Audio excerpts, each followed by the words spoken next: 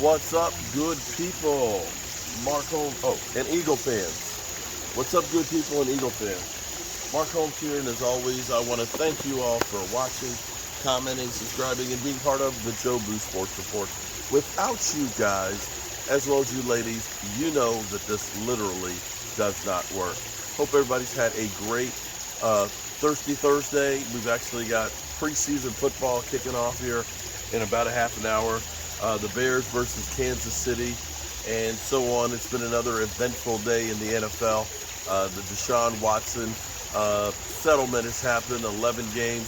Kind of interesting that it's 11 games, that the game that he comes back for is against the Texans, that he literally has to go to Texas for his first game back. Yeah, that's going to be crazy. But that brings up a couple of different questions. What if the team is doing well with Jacoby Brissett playing? What if the team is, say, 8-3? Do you bench Jacoby Brissett to bring in a guy who hasn't really had any time with the team? That's a crazy one to think about there. But it's not my problem. Today, for practice, supposedly, I was not there. West Coast Cowboy actually was. But allegedly, today's practice was definitely the crispest practice that the Dallas Cowboys had had. That in fact, that the Dallas Cowboys were looking really, really good, especially on defense. That the defense is really coming together quickly. Now, interesting notes on practice. The Cowboys may have this is where it's dangerous. This is where it's dangerous because Ceedee Lamb didn't practice. All right. We know James Washington didn't practice because he's hurt. Although Michael Gallop did catch a couple of passes from Dak Prescott today. He did run a couple of routes, not practicing, but on the sidelines, running some routes and having Dak throw to him, which is a great sign.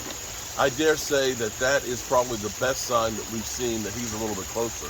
Because I think about seeing Michael Gallop out there on the practice field every day, working the bands and things like that, that he is getting close. As opposed to what I saw last week from, say, Chase Young.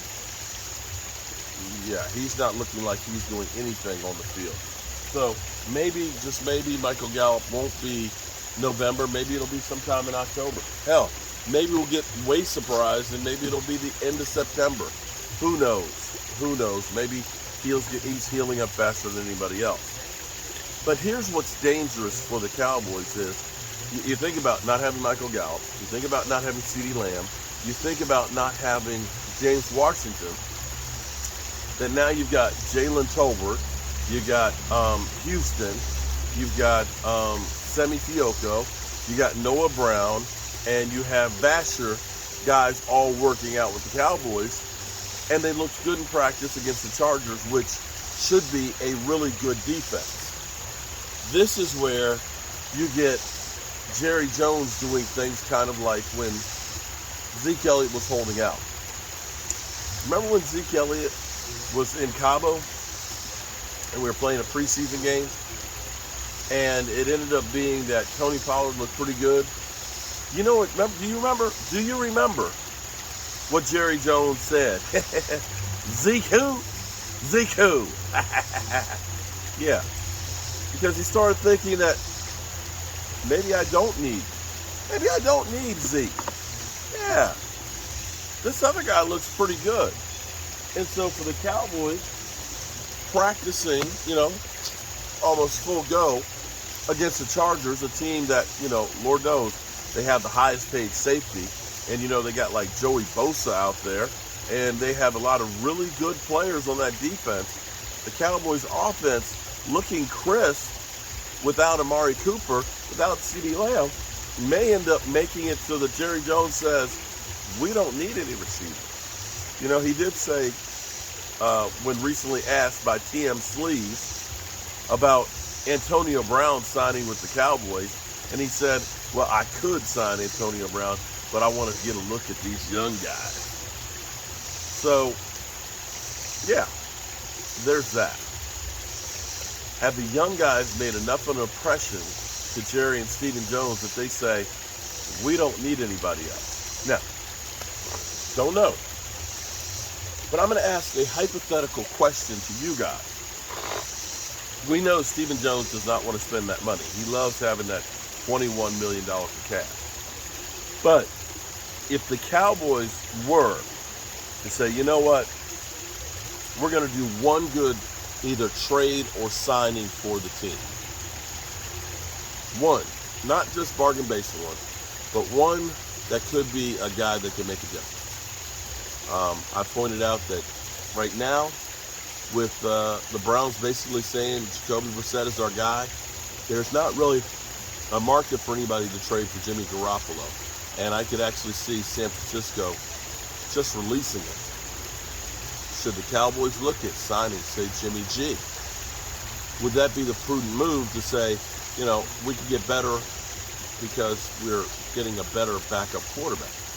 That's the first question. Second question would be, would Jimmy G want to be the backup to Dak? I don't know if that's the case either. But hypothetically, what is the one move that you would say the Cowboys should make? Should they look at backup quarterback? Should they go for a veteran wide receiver? Or if you're me, you know, some people say, go for Roquan Smith. That's not going to happen because you'd have to give up draft picks and money, okay? The Cowboys aren't doing that again. If it's me, I tell you what I'm doing. What I'm doing is I'm going to go ahead and invest somebody on the offensive line. As thin as we are at wide receiver, you can be okay with the receivers you have, knowing that you'll get Michael Gallop back at some point, knowing that you'll get James Washington back at some point. But offensive line is the key to end of your woes, all of them. And if you cannot run the football and if you cannot block for Dak, it doesn't matter what receivers you have out there. It doesn't. And so my one position is I'm getting an offensive lineman who could be a starter for the team. That way I know if I lose one of those guys, I've got somebody I can plug in to keep me from going from a good offensive line to a crappy one, which is what happened to us last year. Now, I'd like to hear from you guys. You know, a lot of people will say, you know, getting Jimmy Garoppolo, then we've got, you know, a good backup quarterback. But here's the reality. If Dak gets hurt, you understand that Jimmy G is made of glass too. If Dak gets hurt, it's because the offensive line probably failed him and he got knocked the F out because Dak is tough. I think it's better to make sure we prevent that from happening and having to go to the second guy. Because the reality is if Dak goes down, the season's lost anyway. So that's what I believe. Anyway, I hope you guys are having a great day. I'm feeling a little bit better, but a little bit worse. I don't know if that makes any sense or not. I was definitely feeling better, but now I'm kind of feeling like I'm getting a hot flash. And I feel like I've been in The Walking Dead. You know, in The Walking Dead, when they got they're coming at you, right? And then you get that knife in the head. I feel like a Walking Dead with a knife stuck in my head.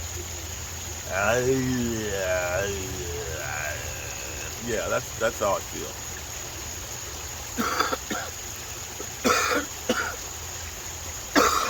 Anyway, I hope you guys are having a great Thursday night. Probably watch a little bit of football, and then I'm going to carry my ass to bed. I appreciate you, and I'll see you soon.